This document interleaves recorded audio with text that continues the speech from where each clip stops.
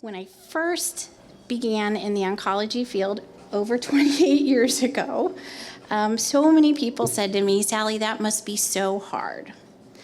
But from my early days of nursing on an oncology unit to now, I can sincerely say it is not hard.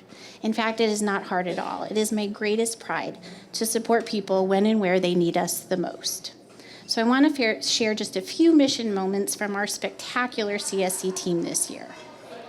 This year, we created the My Myeloma Support Program for medically underserved and historically under-resourced patients and their loved ones.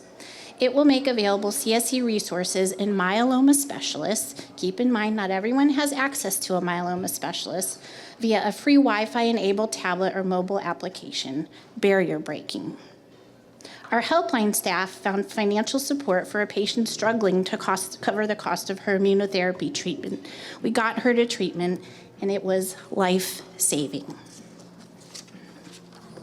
Our research team recently completed a study of 5 oral cancer drugs and found that prior authorization in step therapy, yes, Deneen, this is your part, insurance practices rarely reduce healthcare costs for patients. For those of you who don't know, step therapy requires patients to try and fail on 1 or more medications before a payer will approve coverage for the treatment initially selected by the patient and their doctor.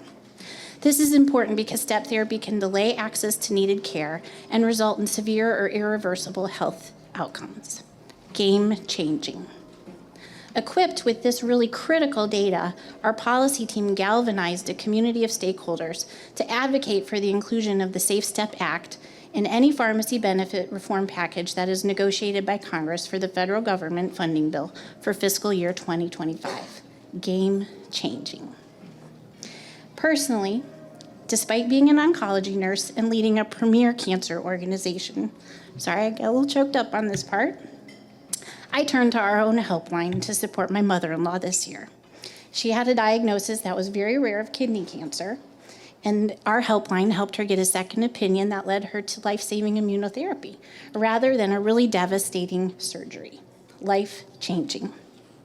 So when I reflect on my many years of work in oncology, it's not hard. It's not hard. It's incredibly rewarding.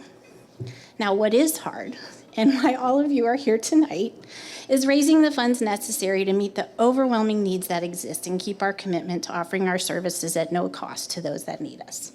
So I deeply appreciate each and every one of you and your gifts that you've made before arriving and that you will still make tonight. Now, before I get off the stage and we do a little bit of fun recognition, I have one last note.